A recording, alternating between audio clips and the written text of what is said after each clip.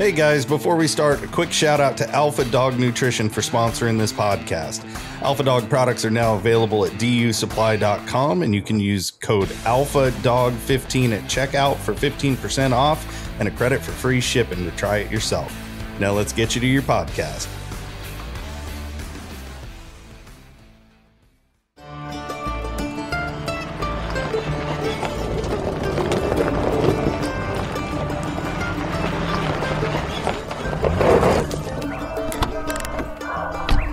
Where's Fielder? He's gone to the dogs. Welcome to the Gone to the Dogs podcast. Steve Fielder here with you, along with my distinguished co-host, chief cook and bottle washer, fundraiser, tree dog enthusiast, squirrel hunter, bear hunter, coon hunter, father of the year, Mr. Corey Groover. How you doing, Corey?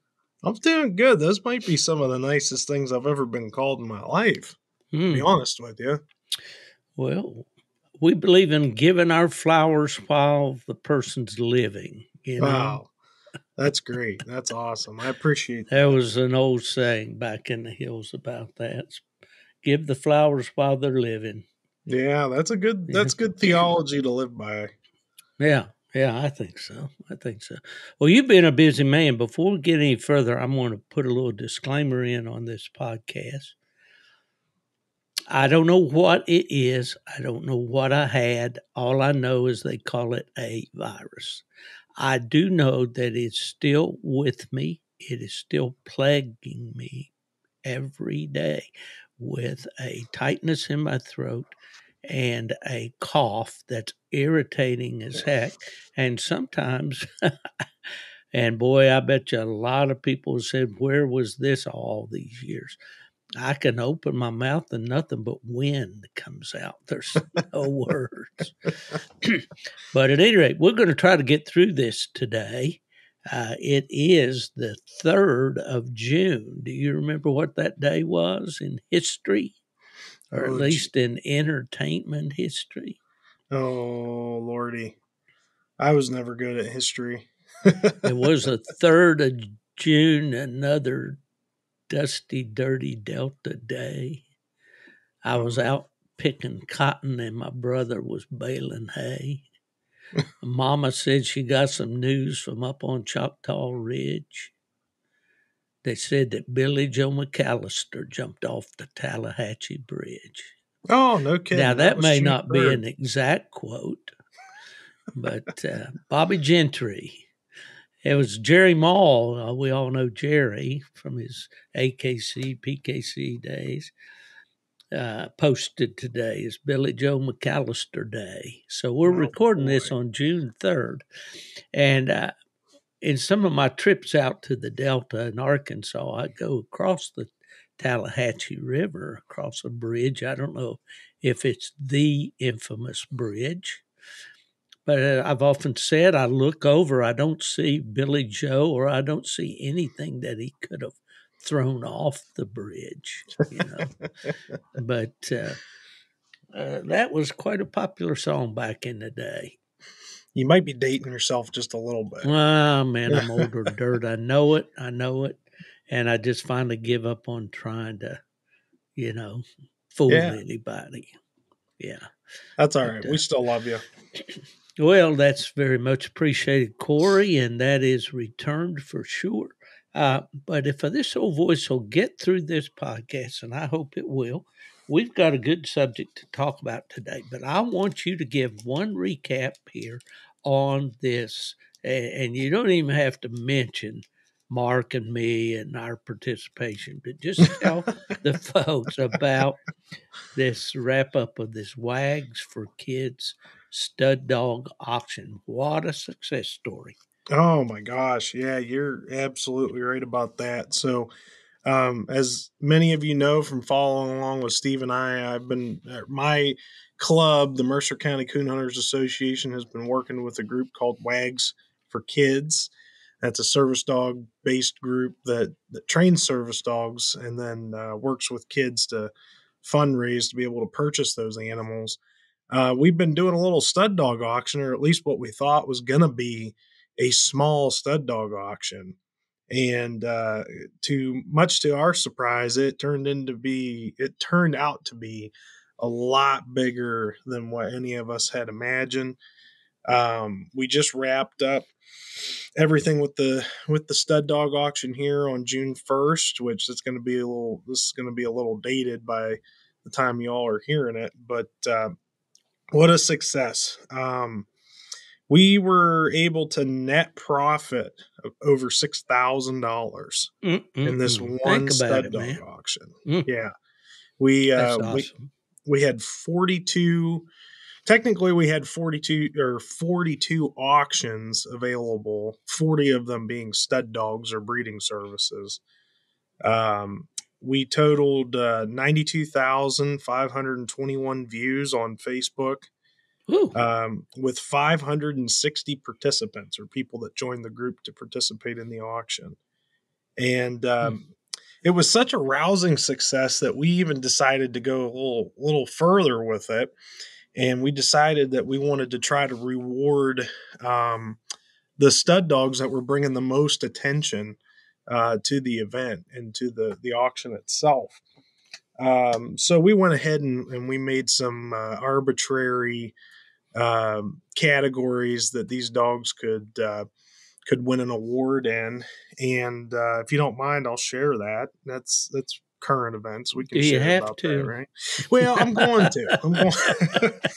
We got to. Absolutely, man. This is a great story. I want to hear it all. Yeah. Well, we really appreciate everybody that donated a stud service to the auction, and we were overwhelmed with the amount of people that wanted to donate stud services. Even though we had 40 stud dogs in the auction, we actually probably turned at least that many away. And that was for no reason other than we didn't want to get out of pocket with what we were able to handle. And we were very grateful to everybody that contributed in any way. But we had a few, like I said, arbitrary awards that we gave out for the stud dog auction. The first being the highest grossing stud dog in auction, the dog that had the highest winning bid out of all 40 of the stud dogs that were in it. And that was two-time world champion, Grand Night champion, PKC Gold champion, Gray's Rackham Willie.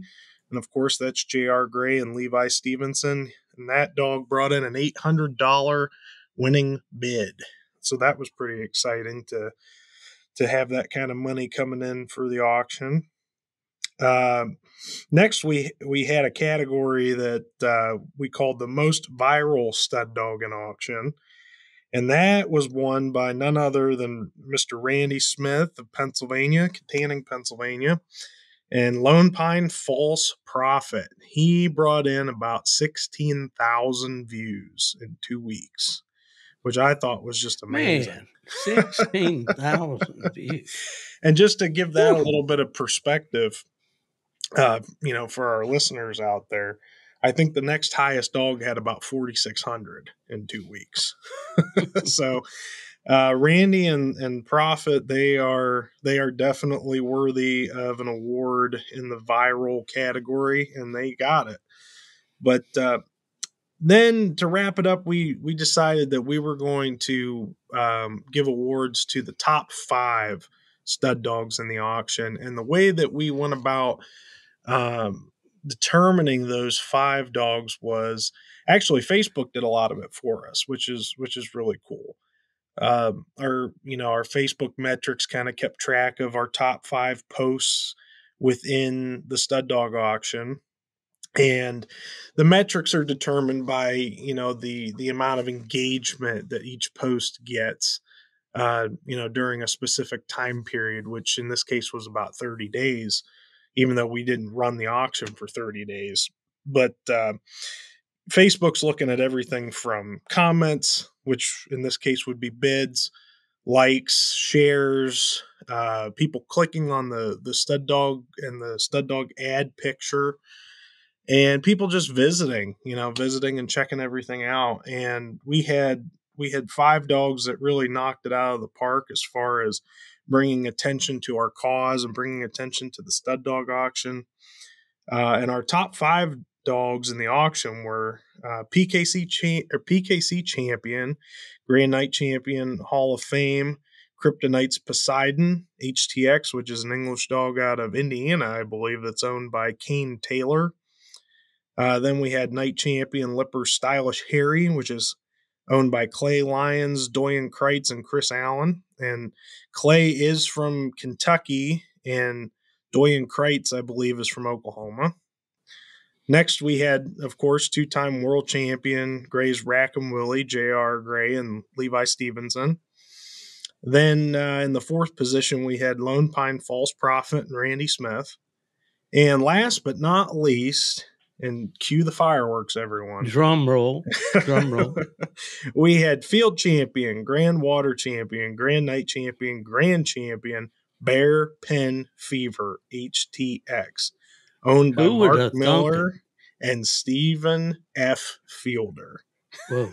Rounded out our top You know what? 5 that, players. Along with winning the 50-50 raffle at the Onstead, Michigan Coon Club one night, I think that's the second time I've won anything at a coon hunt.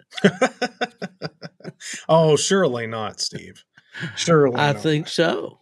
I think so. Well, that was an honor. You know, we, Mark and I had a lot of fun with this, you know, and that's what I'd urge the guys out there. If you do this again, Corey, or whatever, it's a lot of fun to participate because you got to get in there and root for your home team, you know, or your favorite or whatever, and get in there and click on their ad and give them a like or whatever, and of course bid.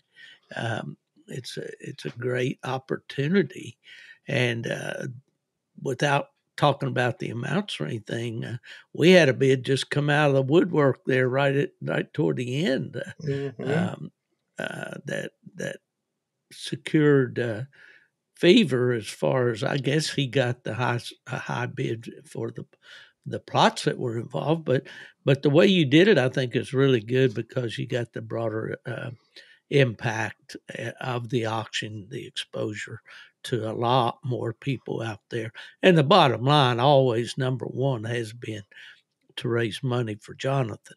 So, Correct. Yeah, well, that was a lot of fun to do. I'd urge anybody out there, if you've got a stud dog, get involved in it next time around because you'll enjoy it. It really doesn't cost you anything except that one breeding on your stud dog.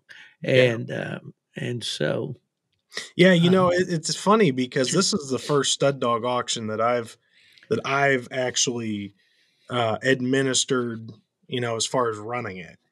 And obviously this was a group effort by a lot of the guys in my club, and I was just the one that kind of headed up the social media end of things and the PR work and stuff. But man, it was a lot of work. But what I was surprised about was the comments that I got after the fact, after the clock struck 10 p.m. on June 1st. We had a ton of people reaching out and telling us how much fun they had with the stud dog auction and how they hope that we decide to do it again next year. And, you know, just so much support, even outside of the cause and just for the event itself. It's got a couple guys thinking about maybe doing it again next year, but we don't know that for sure. So, you know, if you really enjoyed it, reach out and let us know, and maybe that'll kind of turn our heads towards doing it again next year, you know, to support another kid with this program. Well, I think it's just such a worthy cause that somebody hopefully will be able to do it again, and I can see it going. Sky's the limit, you know, corporate sponsors and all kinds of things, you know. But anyway, that was Wags for Kids, and I had not heard of it. And when the ads started popping up on Facebook. I said, "What's this? I don't know what it is." I knew what a stud dog auction was and hadn't seen one around in a while. Just wondered, well, people, it's pretty easy to donate a stud fee. You don't have to do anything, and your dog gets to entertain some company. But it worked, and it was great. And I applaud you and John and all the people there at the Mercer County Coon Hunters for thinking of it, for carrying it out. And then you got your big day on July, what is it, 8th?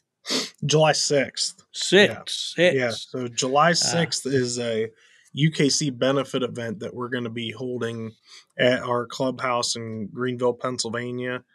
It's actually kind of unique because we're putting some money towards it as far as added purses. We've been experimenting with some added purse bench shows. So we're going to have a $300 added purse bench show that's going to be judged by none other than Janet Emery of Indiana. And we're going to follow that up with a UKC mini slam with a $500 added purse on top of that. So, well, Janet's an excellent judge and certainly has a long resume with her winning weights and coonhound bench shows.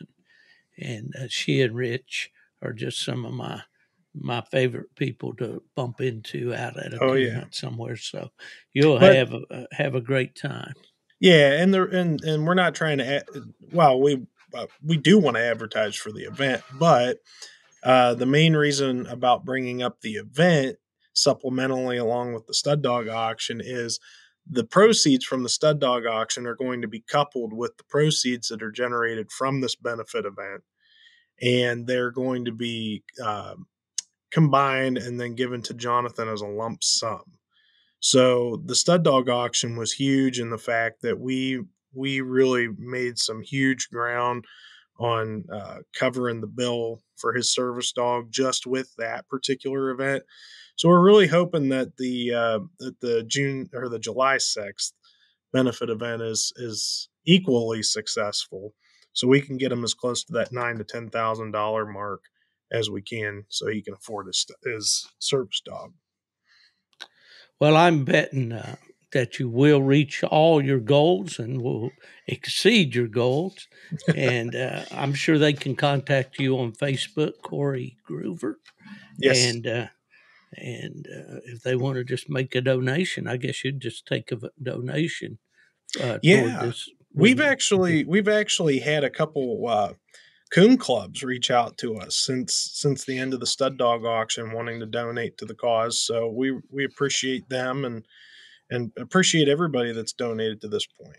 You bet. All right, great job. Now, last week we talked about tree dogs, and the title of the podcast, thanks to my friends out at W, they kind of tweaked my title a little bit, and it was Gone to the Dogs, Tree Dogs, that is. And we talked about tree dogs. We talked about mainly about the kinds we like and the kinds other people like, and what does a tree dog do, and I think we even talked a little bit last week, Corey, about the different mouths and volumes and things like that with tree dogs. And when we reached that magic number of around 60 minutes or so last time, we decided we'd hold over some of the material that we had and do a second part.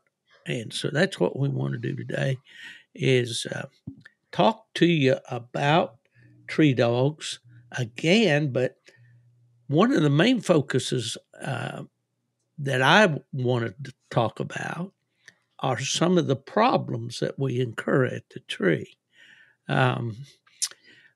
When I first started podcasting, I noticed right away there was a lot of correspondence from people, mainly I would say fairly new people to the sport, but not always, with issues they were dealing with dogs and were looking for help.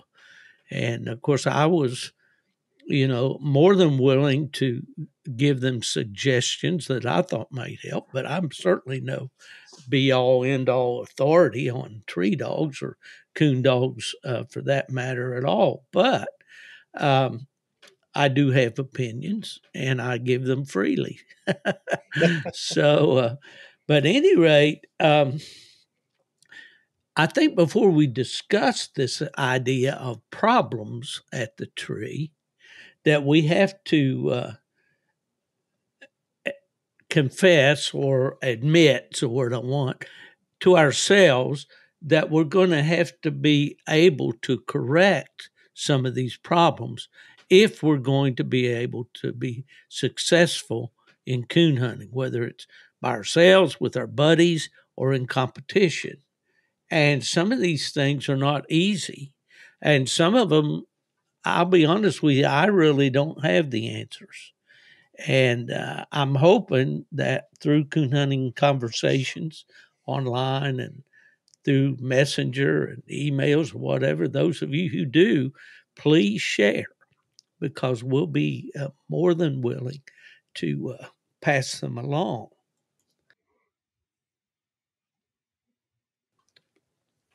Well, Corey, I wanted to pick your brain a little bit, as I'm prone to do from time to time.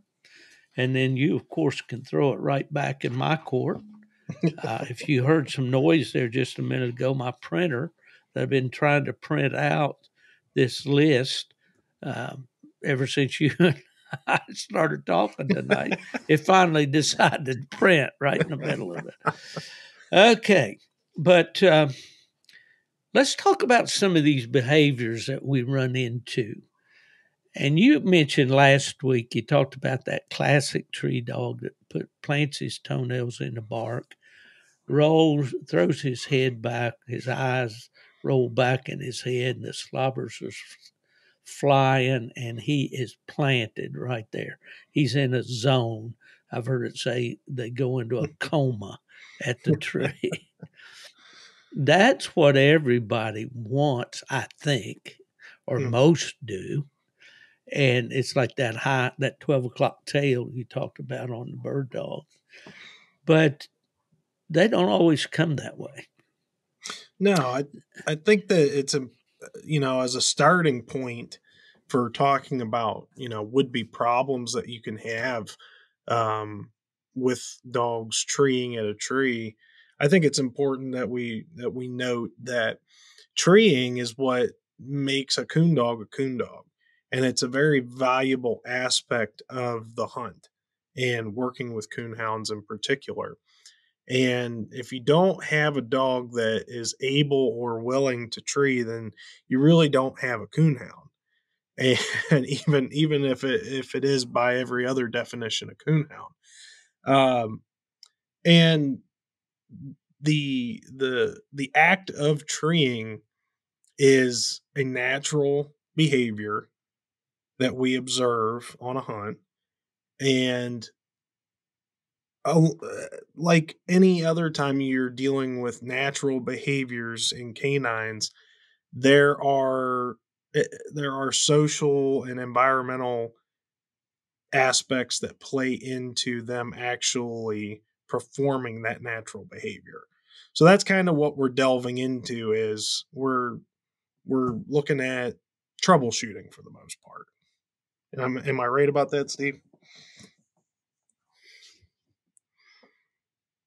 Oh, Steve, I can't hear you. You said you couldn't hear me. That's because I had my mic muted. This doggone cough that I have, I'm working this mute button overtime tonight. The old silent tree dog. Giving you the silent treatment. Reminds me of Maverick, the one I had. Or back in the day, there was a dog called Slam It Lefty. Jeff Stallard hunted old Lefty, and he won the national championship in PKC, and he was a coon, tree, and rascal, and a go yonder. But Lefty would average about 2 barks a minute on the tree. I mean, you would absolutely wear a stopwatch button down to the nub if you ran the two What was he, a on ball left. mouth dog? No, he would just sit there, woof, woof, and then, Oh, okay. and of course, Interesting. Jeff was tuned into that. But anyway, and I had a plot pup out of the Roper dog that I had, and a very famous plot female named Capital City Sam's Go Annie, Hmm. dual grand champion, Purina plot winner, world show champion in UKC. Maverick, he was a nice dog, a coon treer, but he did not want to waste sparks on the tree.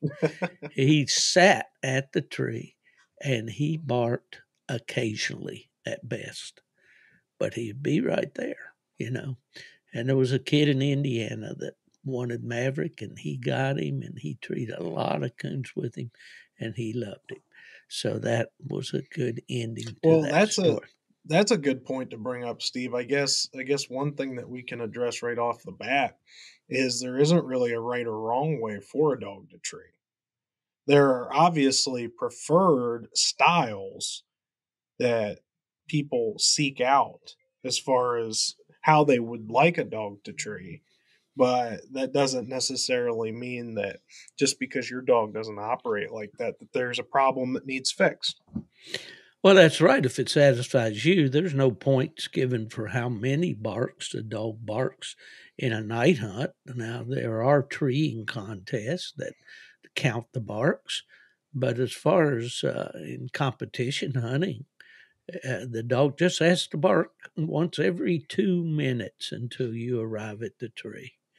So and then if there are other dogs treed in with your dog on that tree, they can cancel that for him as long as a dog that's treed there is barking at least once every 2 minutes. Then that tree is good till the judge gets there and Yep. tells you to handle it and let's shine it and score the coon. So, yeah, you're right, Corey. There's no the different treeing styles don't come into play. Um, we talked about things like dogs being louder so you can hear them. Longer distances, the judge can hear them. Certainly, you need that. You need the other cast members in certain situations to be able to hear the dog. But let's talk about some of the issues that dogs that can develop around the tree or involved with the tree that could, if nothing else, be aggravating and cause the handler heartburn. And one of one of those problems is what we would commonly call jacking the tree. What's jacking the tree, Corey? So when you hear the term tree jacking thrown around, that's referring to a dog that while he is at a tree underneath a raccoon, he is jumping all over that tree. He's like a kangaroo on a pogo stick. He is just making every effort he can to jump up and down and just make a complete nuisance of himself, especially if there are other dogs present at the tree.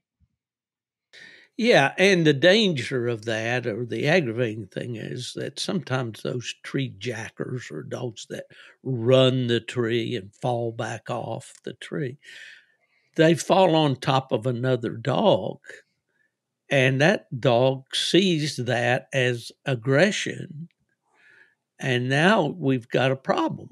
We got a dog fight at the Mm-hmm. tree, or at the worst example. Mm-hmm. I had a dog I talked about quite a bit on earlier podcasts that I did named Cruz.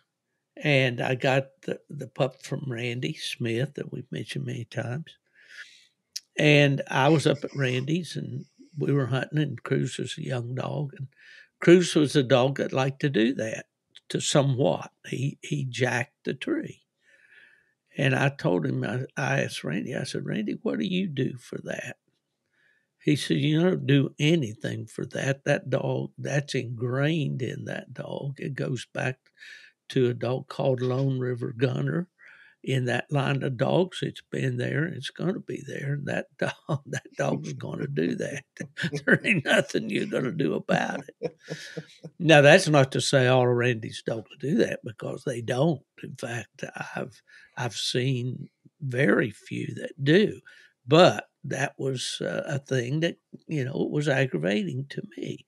But that brings up the point then that it can be an inherent trait, and it may be very hard to deal with. Uh, Going back, my disclaimer to first in talking about these problems is, if it's a problem to you, you're going to have to deal with it, and you're going to have to get over this mindset that any correction that you give at a dog at a tree is going to make him quit treeing, and it's going to be a no. So, in other words, whatever they want to do at the tree, you just have to live with it, because if you don't, you're going to make a serial killer out of the dog. It's kind of like if you correct Johnny, for doing laps around the room in the first grade, and don't make him sit down and do his work, then he's going to grow up, to be a menace to society. No, we have to deal with these issues. And if we get to the point where we can't handle it, or we don't want to handle it, then unfortunately that's when the dog usually has a change of address, and it's probably not the best situation for the dog or the people involved. So anyway, jacking the tree is a common problem with some dogs. Running the tree would be a similar thing. Mm-hmm. I personally believe the e-collar is the answer for that. Um, Again, back in the earlier days of my podcasting, some of my compatriots would talk about making a dog ride the lightning, which is a way of saying people are too heavy on the training button on their e-collar, on their handheld. You don't have to give the dog the full dose, okay? You've got, I think, 18 positions on a Garmin. You don't have to give him 18 when one or two will do sometimes. My dad told an old joke about the guy that was dynamiting fish in the river. And he was telling the story, and he took somebody along, and he said, before I knew it, he had thrown 3 sticks of dynamite in that hole. And he said, where a half a stick would have been a God's plenty. So you don't have to overdo it. The point being is, use that. I liked what Heath Hyatt has said, and I'm glad to see Heath on the W Hunting podcast platform. Heath and I go back a long way, have hunted a lot together, known each other since back in the 90s. He said, use that stimulation like you're tapping somebody on the shoulder. When somebody comes up behind you and just starts tapping you on the shoulder, you're going to, what do you want? It's irritating. It's not hurting you per se. It's not breaking your arm. It's not making you yelp, Mm-hmm. but it is irritating, and it breaks your train of thought and gets to the reason that you're doing it, and that is to have the dog stop the behavior he's doing at the time. So an e-collar used the stimulation at a lower volume, or if the dog's been properly trained, maybe the tone button is all that's necessary once you've properly trained him with the training button. Would you agree about that, Corey? Yeah, I think that Heath's theology on it is pretty spot on. I think what a lot, when we talk about e-collars and stimulation training, I think what a lot of people want it to be is a quick fix. And really, in all aspects of the sport, in all aspects of training, the e-collar is really just should be an extension of ourselves, in the fact that it should it should be a representation of yourself to the dog to get your dog's attention back to you from long distances, right? And even short distances, per se. Yes. Well, Archie Doré, I've mentioned Archie before from down in Louisiana. It told me one time, he says, I can stop a dog out of a deer race with enough power that I could stick it to my tongue. you know, uh, Illustrating that you don't have to use the whole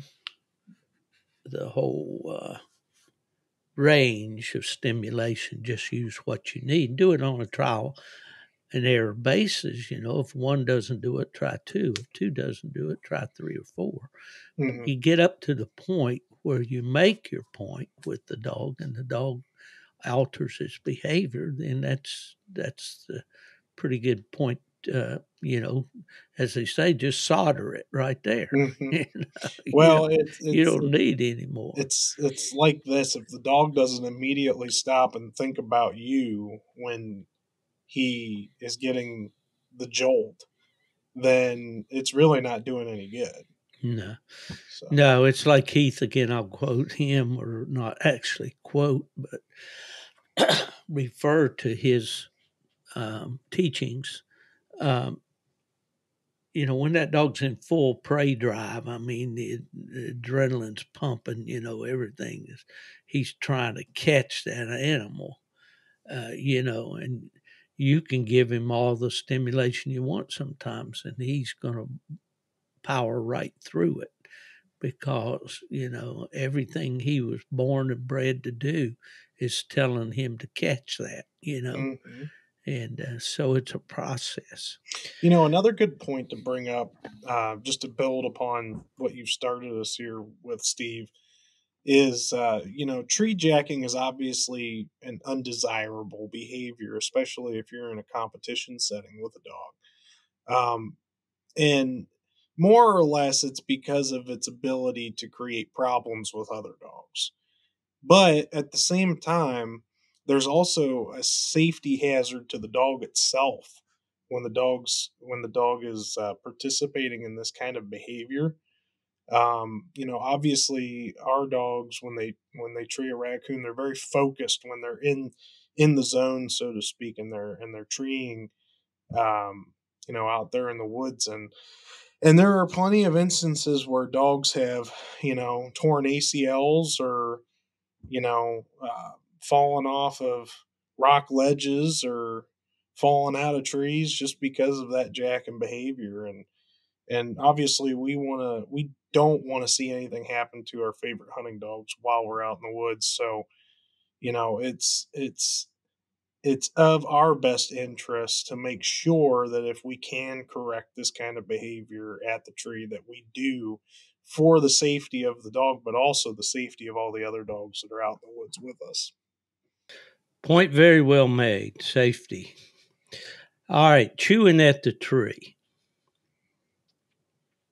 I get this a lot. Just got it this week. Someone says, what do you got for dogs that chew at the tree? I would say that's probably and this is just my opinion, that might be a less common behavior than tree jacking.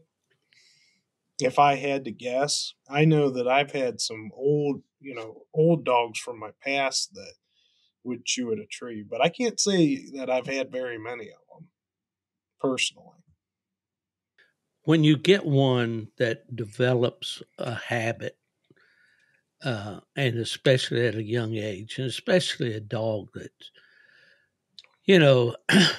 a game catcher, a dog that stays tree. Usually a dog that chooses the tree is a real stay put dog. He'll stay right there. He's focused on that tree. Um, it is the most, to me, frustrating habit that a dog can have. There are some that are more egregious, tree fighting, you know, constant sexual behavior, things like that with other dogs can be, you know, can get you out of the game a lot quicker.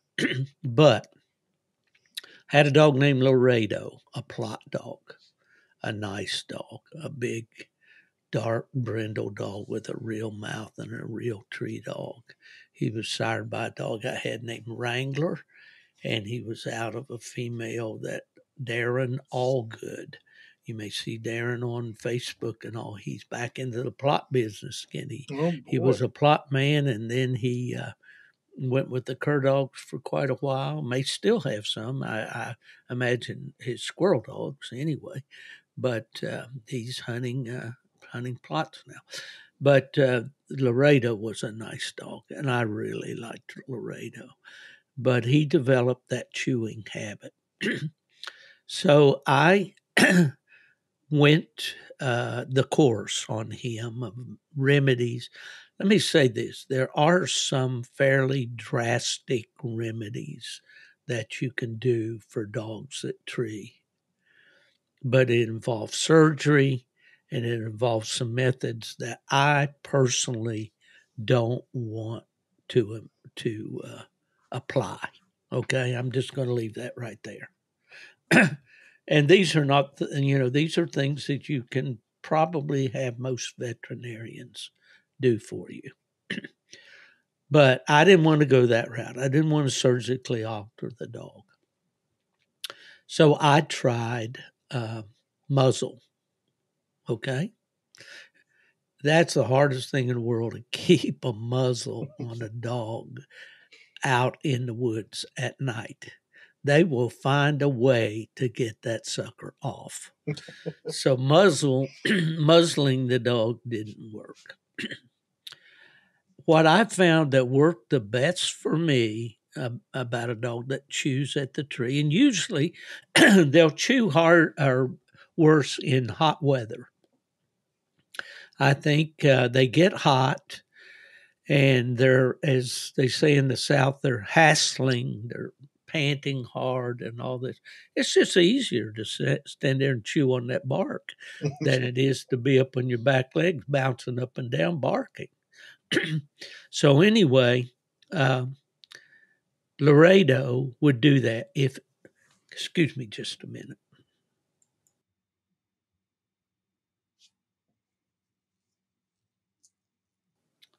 The trouble's not in your set. It's just this creaky old voice giving me a hard time tonight. But anyway, what I did with Laredo was e-collar. And all I had to do, when I tone broke him, that's how I got a handle on him, was to tone break him. And when he would, if he could hear that tone, he would return to me. That's the way I had him broke. And the same thing at the tree. If he was chewing, I could tone him, and he'd go right back to treeing, just, every breath. But unfortunately, in a night hunt, you're not permitted to do that.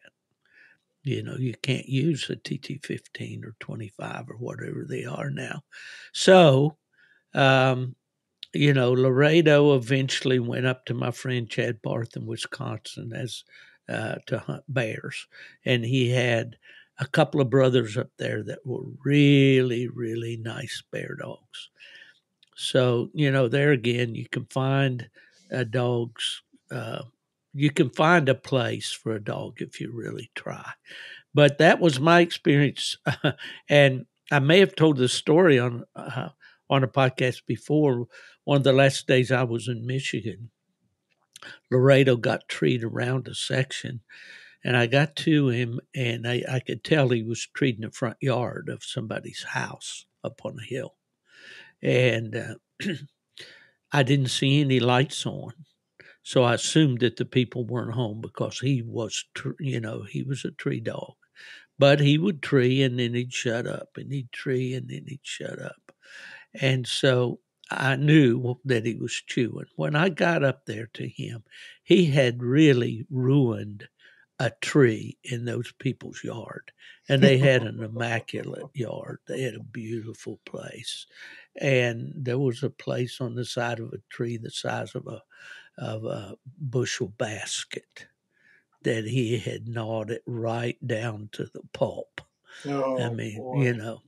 So, and then another little brief thing. One night, I lost a night hunt with his sire, who was not normally a chewer, but also may bring in the point that chewing can be passed down genetically. I believe the behavior can be, and I lost a trip to the Final Four and $1,000 added in Michigan because I let my dog tree a little bit too long before I treat him. It was hot. I should have treated him right off the bat, but I thought, well, he's not really treeing hard like he should. I'm going to let him settle in a little more. I did. I treat him. He treated him a couple of minutes and then he started chewing. And the 2 minutes got me. And it knocked me out of a Final Four. So that's why we don't want dogs to chew at a tree. We don't want them to destroy property. We don't want them. We want them to bark at the tree, not chew at the tree. So that's a very frustrating one. And I think the most extreme measures will cure it, but they're just not measures that I'm prepared to make. Hmm. Yeah, I think you bring up a good point, Steve. I think personally, from my perspective, I think that with the development of GPS tracking equipment, I think that the common everyday coon hunter isn't really seeing this as a problem per se. I think that if you're looking at it through the eyes of a pleasure hunter, this is obviously a treeing behavior that you can easily overlook. And I for one have done that with dogs in the past. I had an old blue dog that was a ball mouth tree dog, and when she would tree and get hot, that's exactly what she would do. She would start chewing, and it made it difficult because it was very hard to locate her in those particular situations back in the days prior to GPS telemetry equipment. So I could see back in those days it being a bigger issue. Nowadays, with all the technology that we have at our disposal, we know exactly where that dog's at. And really, the only time that it's really going to hurt you is in a competition situation where that dog needs to show treat and that dog needs to vocalize every so often.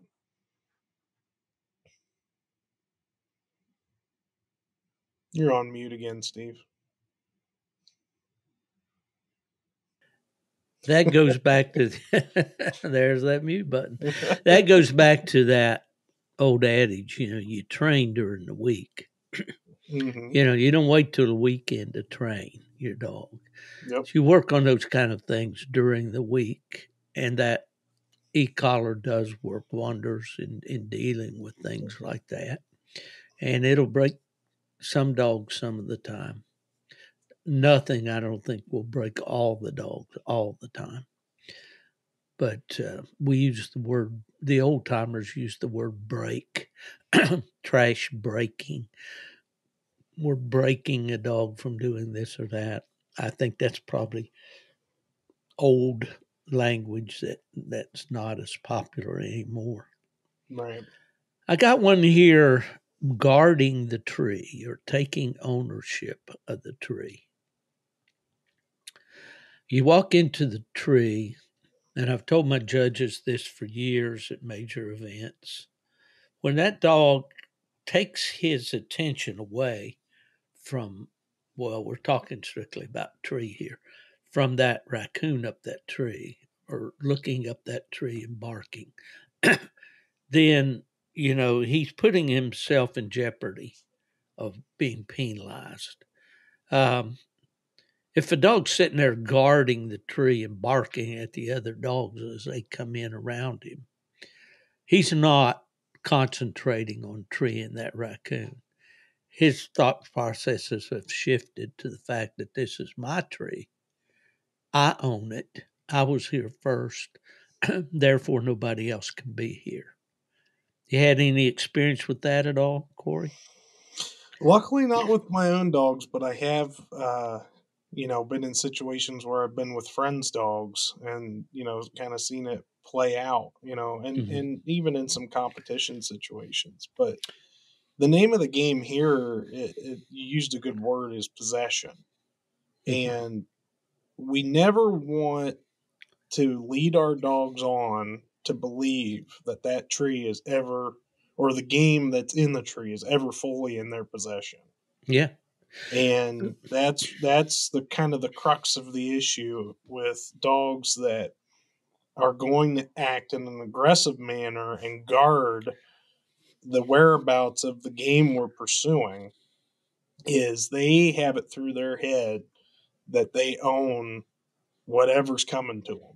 And that's where the training process begins. Well, that could be a dog that's been given everything he trees. It could be a dog that's been hunted a lot by himself where he was the alpha. He did all the treeing, he did all the trailing and all that. But I used a term, and I've spoken about this in podcasts before, where I go in and take possession of that tree when I go in. And the way I do that, if I need to, is I get between that dog and that tree and I make him get back. Mm-hmm. And, and again, I'm not in there with my swinging my dog lead like a lasso, and warping him with it. But I'm going to go in there and I'm going to take possession of this, my tree. And whatever happens here doesn't happen, it's going to be my decision, not yours. And when you do that, and I think you can do that in subtle ways, some dogs it takes a little more, a little more emphasis than others. You have to be,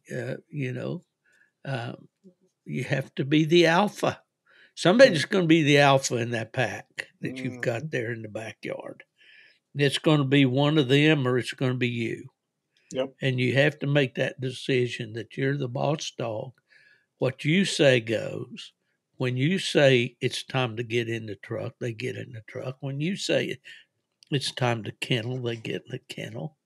When you say it's time to get in that box and stop that barking, it's time to do that with no exceptions. And you establish those ground rules. The dogs love it because they know exactly how, it's pain and pleasure, Yeah. the Well, and avoidance of pain, pursuit of and pleasure. this is probably going to be an unpopular opinion, but we have condoned a culture of hunting dogs strictly by themselves. And while there are many benefits to hunting a dog strictly by itself throughout the training process, we also need to incorporate teaching that dog social cues, social manners, and etiquette. And that dog is not going to learn that by himself. And I've got a pretty good example of that. I had a little Walker female a couple years ago that believe she was a heavily track man bred dog. That doesn't really make a difference here, but that was a dog that I hunted primarily by herself. I would hunt her with my own dogs that I had, other dogs that I had, and occasionally we would take her hunting with other dogs, and she was always fine with other dogs. I never had an issue with her treeing with other dogs, nothing. Well, fast forward a couple of years, and I ended up selling the dog. Well, the people who bought the dog, the first thing they did was they took her out hunting when they got her home, and they took her out with a young dog that they were training at the time, and they shot a coon out to her. Well,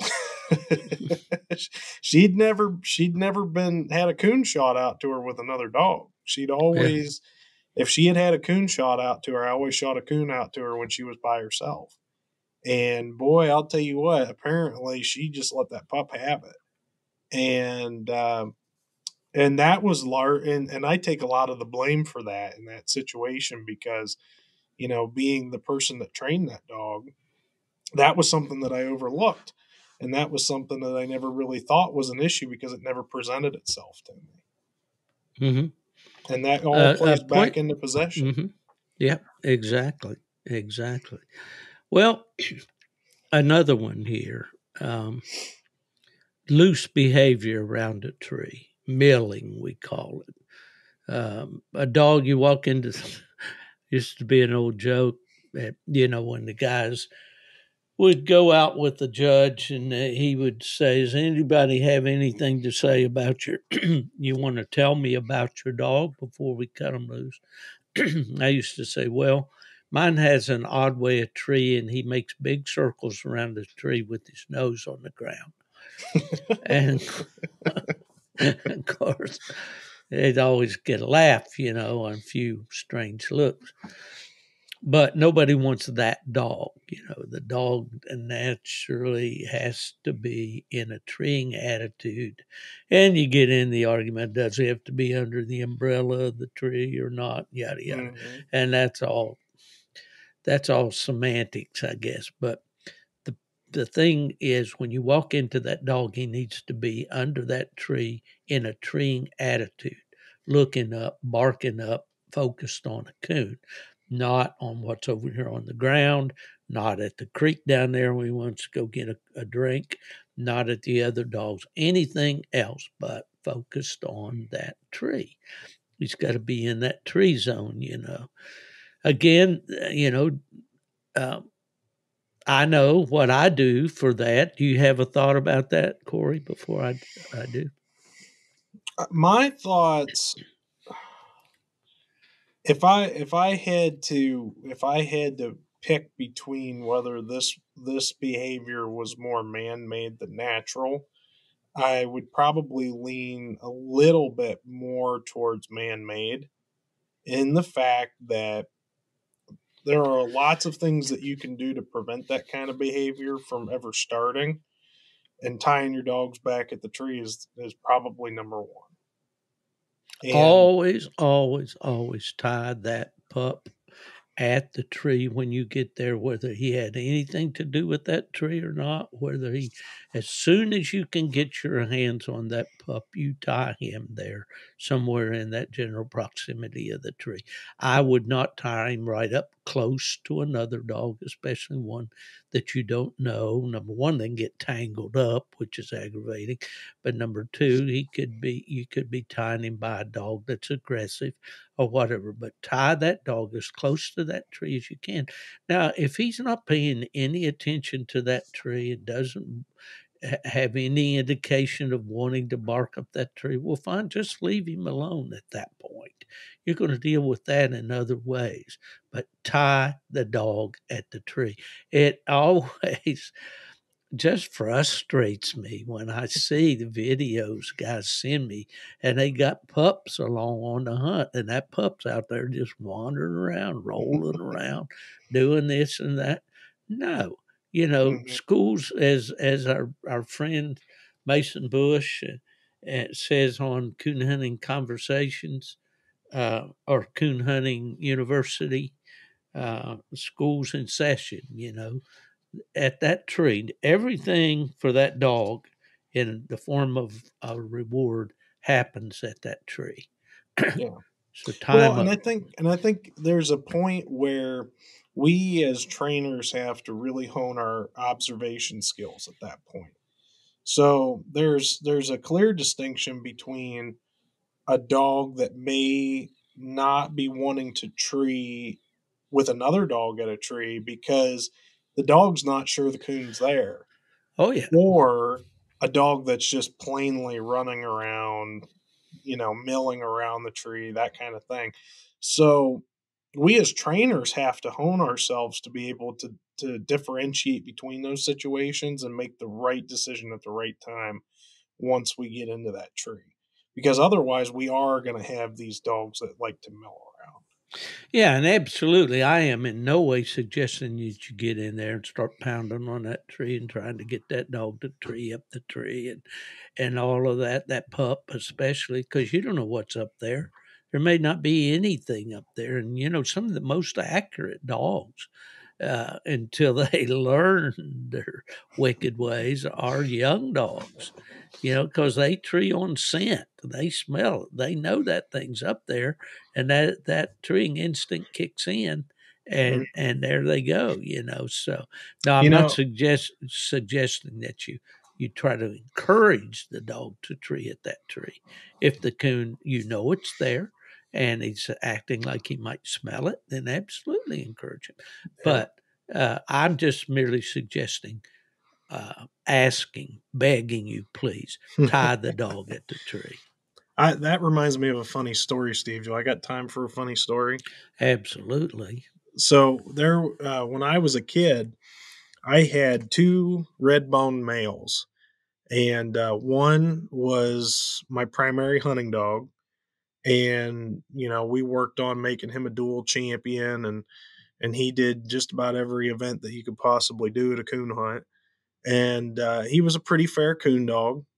And then the other was a dog that I primarily just showed. He was a show dog, and he was a real showstopper. He was a good looking cherry red bone, as good a looking a red bone as you could ever want, but he wasn't much of a coon dog. And in fact, I had worked with him pretty consistently trying to make him a coon dog, and I just couldn't. And there was one night where I had taken these two male dogs out, and I had turned them loose, and they went hunting, and my good dog went in there and treed and was just blowing the top out of this tree, just blowing it down. And I started walking into the tree, and I see a set of eyes coming down through the woods towards me, and here comes that sorry bench bred red bone that I had. And he Pretty was, boy. Pretty yeah, boy would come. the pretty boy of the bunch. Yeah, that's a good way of putting it. And here comes Mr. Pretty Boy, coming down through the woods to greet me. And I walked into that tree, and I tied back my other dog, and I kind of just sat back to see what Pretty Boy here would do. And I noticed that he was, he wasn't. Once we had gotten there, he was kind of smelling around on the ground and stuff like that, and he was kind of moving in one direction. And I said, well, I was like, he's no count anyways. I'm just going to let him go and let him do whatever he wants. So I started shining this tree that my other dog was treed on. And I looked and looked and looked and looked, and I could not find a coon in this tree to save my life. Well, about the time I was ready to do some dog training on that tree, I turned around, and here that little Pretty Boy dog had gone 50 yards back behind us, and he was sitting down treed. And I couldn't believe it. I was astonished, because this dog had never shown any interest in treeing in his life.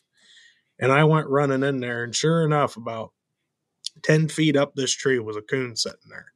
Mm-hmm. And I was like, doggone it. I was like, and here my good dog had missed the coon and just come up a little short. So I guess the moral of the story is always give them the benefit of the doubt if you can. You need to be able to observe what the dog's doing and make a call accordingly as far as training goes. Well, that's true, and I think if we got to the end of this long list, which we're not going to do on this podcast, but we do need at times. Nature's going to work it out, and despite what we think or what we do or what we try, that switches flips, as they say. And the instinct, that latent instinct, that's there in that beautiful pedigree that you got from UKC, all of a sudden comes to life, and you've got a nice dog on your hands, and you're saying, how'd I do that?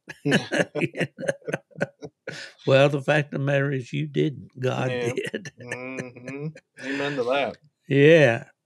Well, there again, loose behavior, milling at the tree. Catch that dog. Get a hold of that dog. Get him tied up.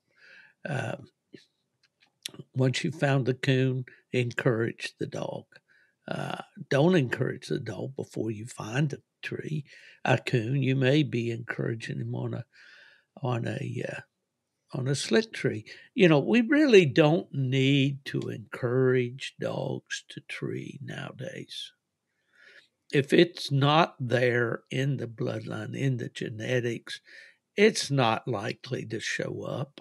You can make a treeing contest dog out of it that'll bark at a cage up a pole, but you're not likely to have what I call a dog that will locate on scent, that way, trying to show them coons. And puppies, yeah, you kind of got to get them interested when they're young.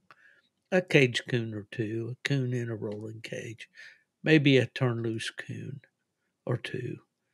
But beyond that, the way dogs are bred today, they have to, the genetics need to be there. And if you just take the dog out and yeah, feeders work well, and just give that pup some hot scent to get him excited. It'll generally the genetics will generally come to the top. I had several things here, Corey, that we've been at it an hour and 5 minutes already. And I know we're getting past your curfew here. But no, I respect you highly as a family man to put your family first. And that's what we're going to do. But, face barking at a tree, digging at the base of a tree, uh, dogs like old Maverick or old Slam It Lefty that don't bark at the tree. False treeing, slick treeing. Boy, there's one that's a whole episode. That's a whole episode right there. Sexual behavior at the tree. I've seen dogs that just won't leave the other dogs alone at the tree. For some reason, they become sexually charged when they see another dog up on the tree. I'm And glad you clarified dogs. yes, dogs. Jealousy at the tree. And this is not to the point of fighting. Jealousy that, well, 2 points about jealousy. The first one that came to mind was the fact that the dog's hunted a lot by himself. He trees the coons. Master shoots the coons out to him. He's a good boy. He gets a ride in the seat, stop at McDonald's on the way home. Everything's his world. He's a number one. He's the alpha. Goes out on a hunt. Another dog runs and trees this coon, gets the coon treed first. And it happens once or twice, and all first thing you know, the dog is jealous. Hey, I was number one. Now this guy's trying to get my spot. So I'm just going to get out here and sulk and pout about it.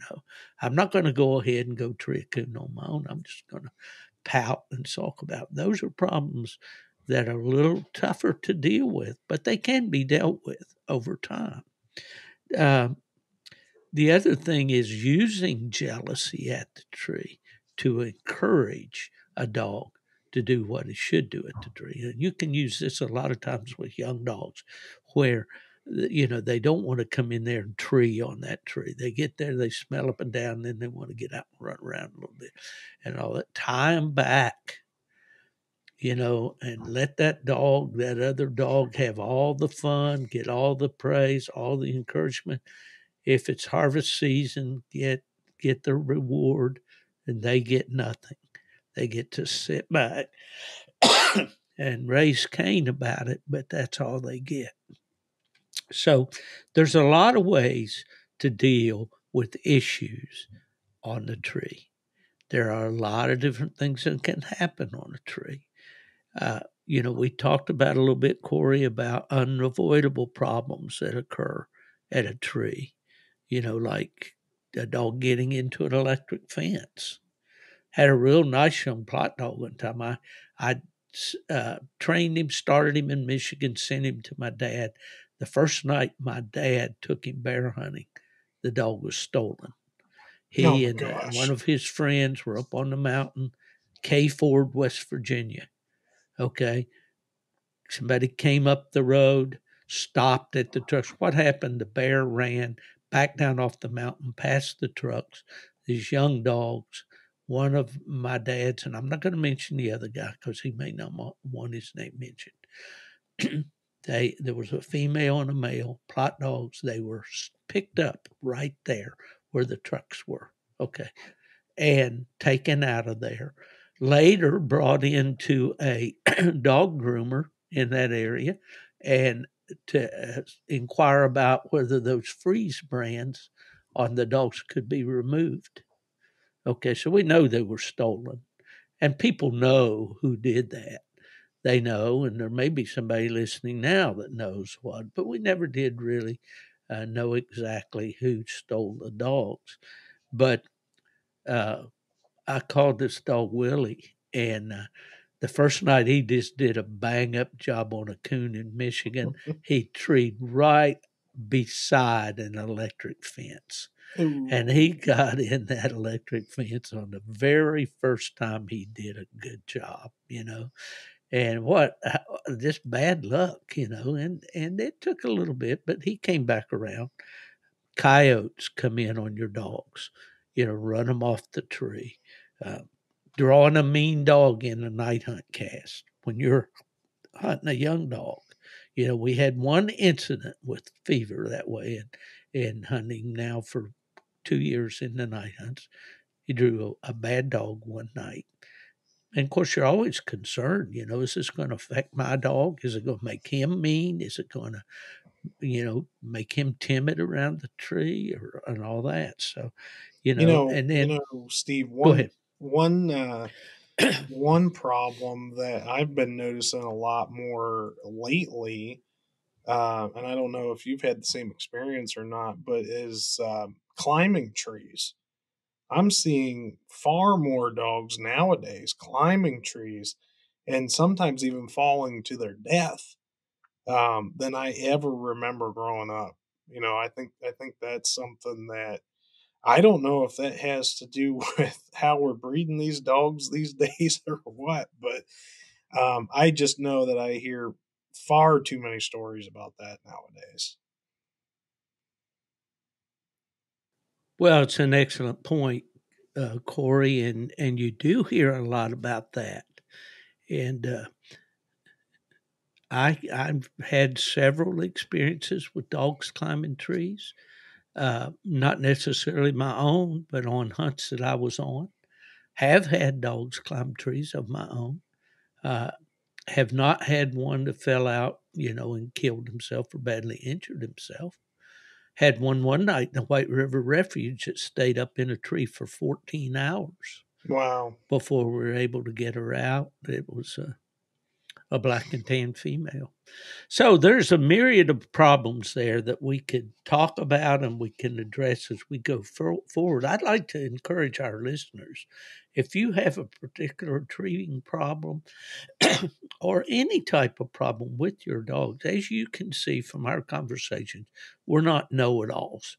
We're not instant fixes, but we will talk about it, and maybe together we can hash out the solution to your problem that'll make your nights in the woods with your dogs more enjoyable. And that's really all we want to do here. We just want to, coon hunters helping coon hunters. Isn't Plus, that it's right, fun to Corey? talk about. Yeah. Yeah. I might be so bold as to say we should just spend a whole nother episode on it, to be honest with you. Yeah. Well, we've got a lot, since the tree really is the be all end all in this sport.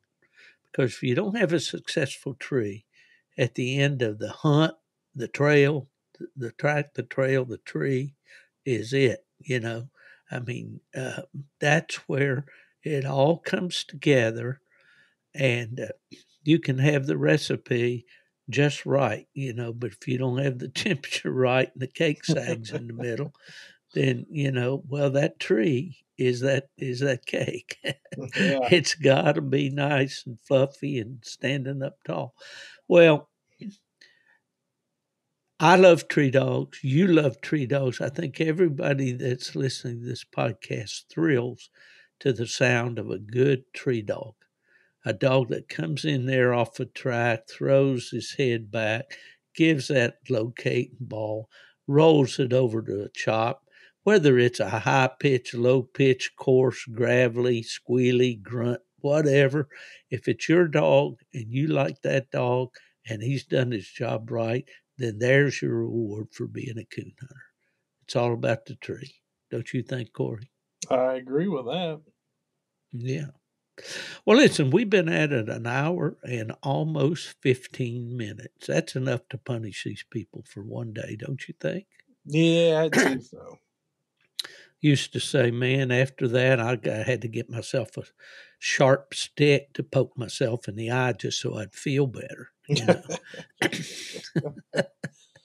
We hope you've enjoyed Gone to the Dogs podcast today, folks. Again, I apologize for the voice. It's been a miracle that I got through this one for sure. But my buddy Corey there, he's strong. He's a young buck. He's the one I'm going to send to the tree from now on. But we're just here because we love dogs. We love the sport. And we love you, and we love to hear from you. We want you to contact us with any questions, suggestions, proposals, whatever. I do get from time to time people saying, why don't you call this guy or that guy and bring him on as a guest? And we are going to have guests in the future. But Corey and I enjoy talking dogs, so we're going to do that too. So anyway, that's all I got for tonight. I want to thank, and I don't do this enough, the good folks at W Hunting Supply. Without them, this podcast wouldn't be possible. And until next week, this is Steve Fielder for Corey Groover, and we're going to say, fellas, I don't know what you're going to do tonight, but we're going to the dogs. All right. Good night, folks. See you, everybody.